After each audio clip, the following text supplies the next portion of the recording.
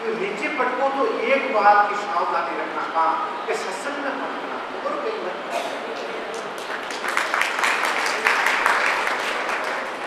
शेठ जी का स्वामी जी का सत्संग पर इतना जोर था, जब कभी सुधार होगा तो सत्संग के द्वारा होगा, बिना सत्संग सुधार नहीं होगा।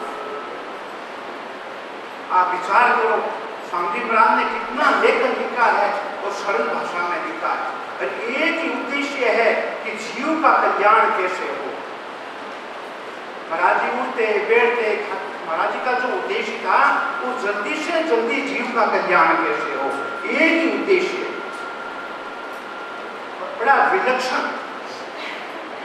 शेठ जी का तो कैसा उद्देश्य, गीता भवन भी है तो केवल सत्संग के लिए, दूसरा उद्देश्य नहीं। बहुत गहराई में विचार करो, या गंगा तट पर आए तो गंगा का क्या महिमा है। लिखा है कि गंग सकल मुद मंगल मुदा, सब सुख करणी हरणी सब सुविधा, सब सुख करणी हरणी सब सुविधा, ये गंगा की महिमा है।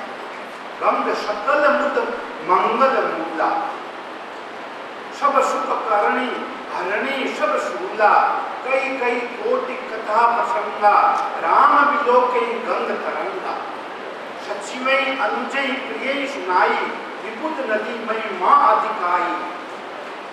बोलो इतनी गंगा की महिमा है, आप सोच नहीं सकता। गंगा का दर्शन से कितने पाप नष्ट होते हैं। यहाँ असली गंगा है, यहाँ सत्संग का आयोजन होते रहते हैं, तो अपने जीवन का 9 दिन तक ऐसा जीवन बिताओ कि गंगा तट से नहाए तो वापिस भागा भागी मत करो। गंगा के तट पर एक बार स्वामी जी महाराज से प्रश्न किया कि नारायण क्षेत्र क्या है, तो क्यों देवी भागवत गाओ। देवी भागवत देखो नारायण क्षेत्र की क्या महिमा है, क्यों गंगा से गंगा बह रही है, उसे 4 हाथ जमीन बाहर, वो नारायण क्षेत्र कहलाता है। उसमें बैठ करके जब पाठ करने की बड़ी भारी महिमा है। एक रामायण में बात लिखी है कि सब देवता इकट्ठे होकर के ब्रह्मा जी श्री भगवान से ले गए, श्री सागर प्रार्थना करो भगवान से। तो सब देवता गया श्री सागर भगवान से प्रार्थना करें। तो तुलसीदास महाराज ने रामायण में एक शब्द लिखा कि जो देवताओं ने प्रार्थना करी और आकाशवाणी हुई, भगवान ने दर्शन नहीं दिए। देवताओं को दर्शन नहीं देते, देवताओं को आकाशवाणी करते हैं। क्यों कि देवता स्वार्थ की ज्यादा है, अपने स्वार्थ के वास्ते बताया कि हमारे स्वर्ग लोक में बहुत तकलीफ है। तकलीफ क्या मिलते हैं, एक शब्द गोस्वामी लिखी हो गए, तुरंत फिरे देव। जब आकाशवाणी हुई तो सब देवता तुरंत फिरे, इधर कहाँ भागे, युद्ध झट फैला हो या टाइम बोलो युद्ध पासा कहाँ नहीं भागो। जो जो भी देवता आप देवलोक में भाग गया, देवलोक में और मुख्य काम देव सुख भोगनो आराम हो रेवा, इनमें तकलीफ नहीं पड़े। तो देवता क्यों आया फिर खोटी गया, पाचा आपका देवलोक का नहीं भाग गया। जो पाठ आया पाचा घरा का नहीं भाग गया। अगर उम्र होगी 60, 70, 80 तो उस रहो, गंगा तट पर भजन करो, नाम जप करो, सत्संग करो, पाप भावना तुरंत गिरे। देवता मुनिका ने तुरंत गिरे। ऐसी ऐसी बात लिखी है।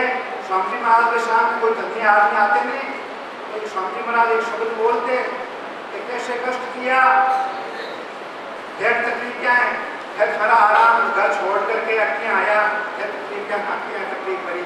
महाराज जी कभी जोड़े पर गिराते तो कोई आदमी धनी आके क्या कष्ट करियो, कि मतलब रहता आराम हो वाला, तो घर जंगल में बैठ के आया, यहाँ भगवान राम चित्रकूट में विराजमान में देवता आए, तो भगवान को क्या कष्ट करियो, ठहर 2-3 चौपाई भगवान देवता ने भगा दिया।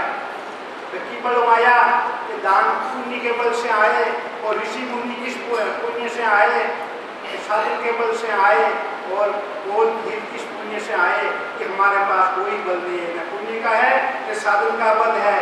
तो आपने कृपा करी है तब उनका भाव देखिए।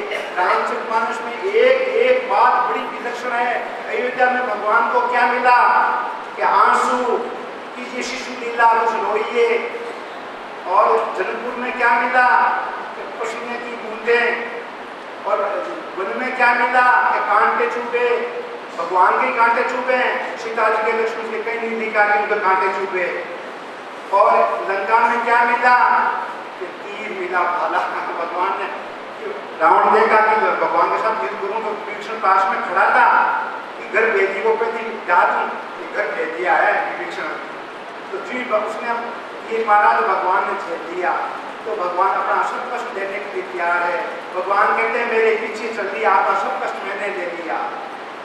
आप रामायण के भाव देखेंगे तो भगवान का स्वभाव देखिए, प्रभाव मत देखिए। भगवान राम का स्वभाव, गोस्वामी जी ने राम का स्वभाव लिखा है, वाल्मीकि जी ने प्रभाव लिखा है। तो प्रभाव ज्यादा होगा तो हरेक आपके पास नहीं जाएगा, स्वभाव बहुत अच्छा होगा तो हरेक उनके पास जाएंगे।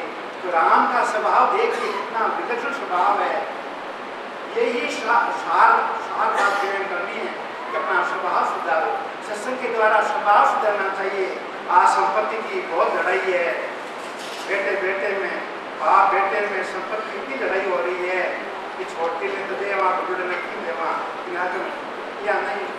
संपत्ति की इतनी ज्यादा उत्पाद होने लगा पृथ्वी पर, जितने सत्संग करते हो सावधान रहो। तो भगवान ने मनुष्य ने दिया है तो वो तो उपयोग के लिए चीज दी है।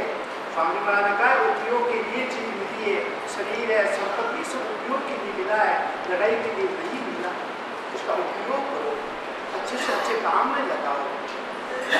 वो तो लगाना अपनी झगड़ों कराना। स्वामी महाराज फरमाता आपस में कोई लड़ाई करे माता बहन आपस में लड़े, चूरू की बात है। एक नाथ जी रहते थे, उनको कहा कि दो भाई सत्संग में आते हैं पर इनकी घरवाली बहुत झगड़ा करती है, तो कभी उनको भी लाओ। तो एक दिन आई, वो संत बोले कि अब आप हमें टाइम कौन नहीं, घर को काम करना पड़े, पीसनो पोनो रोटी बनाने सबकी घर को काम तो पूरी जड़ बोल सको। अगले जन्म में भगवान थाने कुतिया बनाए जो गली गली में घुसती फिर जगह में लड़ाई लो घणो शौक हुए। शेर जी आबाद बताई चूरू में घणो लड़ाई लो शौक हुए, लेकिन भगवान कुतिया बना दे रहे घर को काम काज की बोलते। अब घुसती फिरो गली गली के मारे। इन वहाँ से हमें थोड़ी वीडियो है वो उपयोग सत्संग करो, गंगा नहाओ, गंगा किनारे बैठ के जप करो, पाठ करो। मेरी कितनी महिमा है आप नहीं सोच सकता। श्याम राम महिमा के भाव हृदयंगम करें। आइए भाव के साथ अब आरती भगवान के दर्शन लाभ लेते हैं।